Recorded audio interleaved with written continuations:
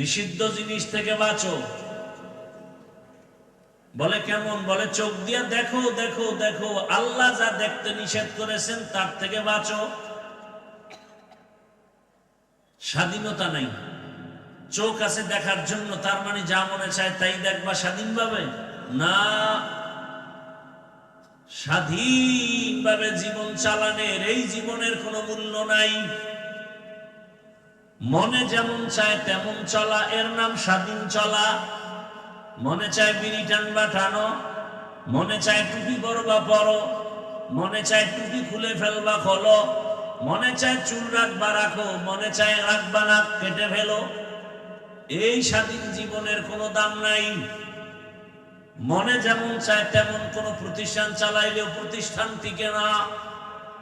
মনে যেমন চায় তেমন যদি মনের মতো নফসের গোলাম হয়া দুনিয়ার যা চালাবে সে ধ্বংস। এজন্য আল্লাহ সীমাবদ্ধতা দিয়া দিছেন। চোখ দিয়া দেখো, মনের মতো দেখো, তবে বেগানারে দেখবা না। কান দিয়া শুনো, তবে গীবতের আওয়াজ শুনবা না। মনে চায় খাও খাও, কিন্তু হারাম মদের বোতল হাতে নিয়ে মুখে দিও না। মনে চায় তুমি হাঁটো, হাঁটার জন্য আল্লাহ পা দিছেন, তার মানে মসজিদ বাদ দিয়ে মন্দিরে যাওয়া, গির্জায় যাওয়া, মদের আড্ডায় তাসের আড্ডায় যাওয়া, জুয়ার আড্ডায় যাওয়া, এটা হবে না। ইত্তাকিল মাহারিম। কান দিয়া শুনবা, তবে গীবতের আওয়াজ শোনা যাবে না, গালির আওয়াজ শোনা যাবে না। জবান দিয়ে কথা বলো, যত মনে চায় বলো, তবে গালির আওয়াজ দেওয়া যাবে না, গীবত বলা যাবে না, মিথ্যা বলা যাবে না। তেলাওয়াত করো, জিকির করো, এর নাম তাকওয়া। চোখ দিয়ে দেখো, মাকে দেখো সওয়াব, বাবাকে দেখো সওয়াব, বাইতুল্লাহ দেখো সওয়াব, কোরআনটা খুলে দেখো সওয়াব। আল্লাহর কুদরত, জমিন ও আসমান তাকায় দেখো সওয়াব। নবীর জায়গায় ওয়ারাসাতুল আম্বিয়া উলামায়ে কেরাম আছে, তাদের দেখো সওয়াব। হাকিমুল উম্মত, মুজাদ্দিদুল মিল্লাত, শাহ আশরাফ আলী থানভী ফারুকী রাহমাতুল্লাহ আলাইহি আমার দেশে যখন আসছেন, আমার দেশের উলামায়ে কেরাম প্রশ্ন করলেন, হযরত, মা বাবার দিকে মুহাব্বতের নজরে সন্তান তাকালে কবুল হজের সওয়াব, বাইতুল্লাহ জিয়ারতের সওয়াব, কি বাইতুল্লাহর তাওয়াফের সওয়াব, জিয়ারতের সওয়াব, মা বাবার দিকে কে তাকাবে? কিন্তু আমরা যে আপনাদের দিকে তাকাই, ওলি আল্লাহ যারা আউলিয়া, আমরা আপনাদের দিকে তাকাইলে কি পাবো? সন্তান মায়ের দিকে তাকাইলে বাইতুল্লাহর জিয়ারতের সওয়াব পাবে, বাইতুল্লাহ পাবে, হজের সওয়াব পাবে। বাবার দিয়ে তাকাইলে পাবে। আমরা আপনাদের দিয়ে তাকাইলে কি পাবো? হাকিমুল উম্মত শাহ আশরাফ আলী থানভী রাহমাতুল্লাহ আলাইহি বলেন, সন্তান মা বাবার দিয়ে তাকাইলে বাইতুল্লাহ পায়, আর আল্লাহওয়ালার দিকে তাকাইলে মানুষগুলো বাইতুল্লাহর মালিকের পায়। কারে পায়? বাইতুল্লাহর মালিকরে পেয়ে যায়। বলে দলিল নিবা, দলিল। সাহাবায়ে কেরাম প্রশ্ন করলেন, মান আউলিয়া ইয়া রাসূলুল্লাহ, আউলিয়া কারে কয়?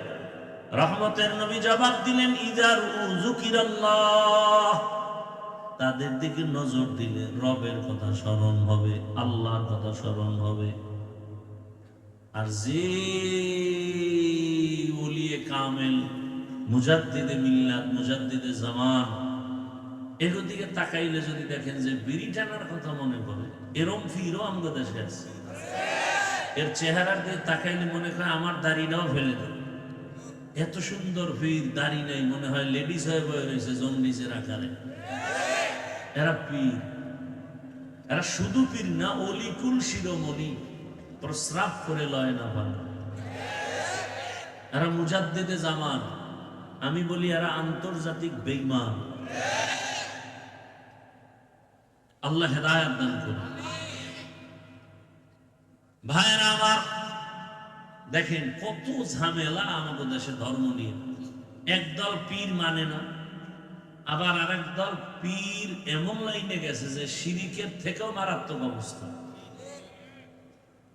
তিন অবস্থা প্রত্যেকটা ধর্মের ক্ষেত্রে। একদল বাড়াবাড়ি করে, আর একদল ছেড়ে দেয়, আর একদল মাঝখানে। মাঝখানের দল হক। একদল মারেফত মানে না, ভণ্ড। আর একদল বলে মারেফত আসল, শরীয়ত নাই, ভণ্ড।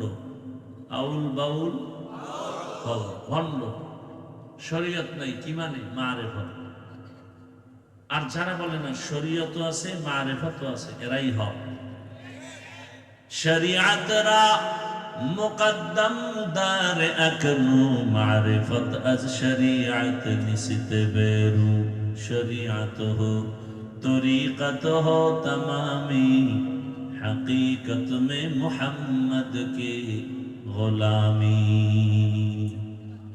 ভাইরা আমার, শাহজালাল ভণ্ড, শাহপরান ভণ্ড, খাজা মঈনুদ্দিন চিশতি আজমিরি ভণ্ড,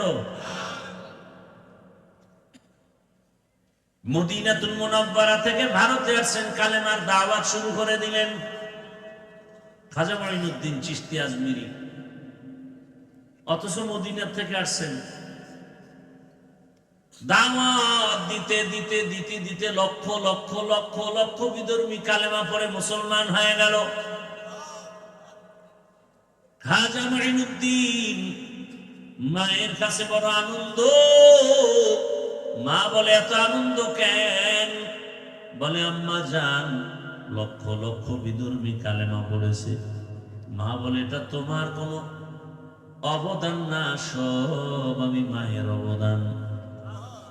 খাজা মঈনুদ্দিন চিশতি আজমিরি বলেন এটার মানে কি রে মা? খাজা মঈনুদ্দিন চিশতির মা বলে, সন্তান তুমি যখন আমার গর্ভে আসছো, আল্লাহর কসম এক রাত আমি ঘুমাই নেই। জায়নামাজ বিছাইয়া রবের সাথে কথা বলেছি, আর কান্না করে দোয়া করেছি, হে মালিক আমার গর্ভের সন্তান তোমার ওলি হিসাবে পাঠাও। আল্লাহ তোমাকে দুনিয়ায় পাঠালেন, আল্লাহর জাতের কসম আমি মা তোকে দুনিয়াতে আসার পরে যতক্ষণ দুগ্ধ পান করাইছি, যত ফোঁটা দুধ আমি দিলাম 2 বছরের মতো, আল্লাহর কসম এক ফোঁটা দুধও বিনা অজুতে আমি তোর মুখে দেই নাই। এর সন্তান আল্লাহর কঠিন ওলি হবে না, গাঞ্জাখোর হবে। দুনিয়াতে এমন একজন খাঁটি আল্লাহওয়ালা পাবেন না যার দাড়ি ছিল না, টুপি ছিল না, নামাজ ছিল না, পর্দা ছিল না। শাহজালাল এত আল্লাহর ভক্ত, জীবনে বিবাহ করেন নাই।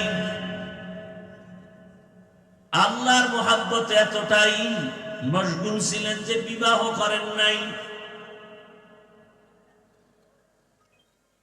সুন্নতের একটা উল্টা কাজ করেন নাই। অথচ তাদের বহু ভক্ত আছে, চেহারাটা ভাল্লুকের মতো, চুলগুলো উল্লুকের মতো, নামাজ নাই, রোজা নাই, দাড়ি নাই, টুপি নাই, মুসলমান।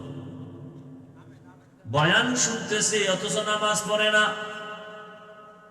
এজন্যই তো আল্লাহ বলেন, ইয়া আইয়ুহাল্লাযীনা আমানুত্তাকুল্লাহা হাক্কা তুকাতিহ, আল্লাহকে ভয় করো, ভয় করার মতো হক আদায় করে। সাহাবায়ে কেরাম বললেন, ইয়া রাসূলুল্লাহ, আল্লাহ যত বড় ওই পরিমাণ হক আদায় করে ভয় করা যাবে না।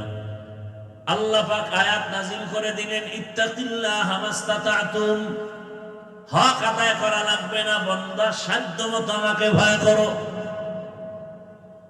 আর একটা কি, মুসলমান না হয় মরবি না। এক সূরায় কয় জীবনে মুসলমান হব না, মরব না। বলে না কথা এটা না, তোমার মরণ যেহেতু হবে, পালাবার কোনো সুযোগ নাই। অতএব মুসলমান হইতে দেরি করিও না।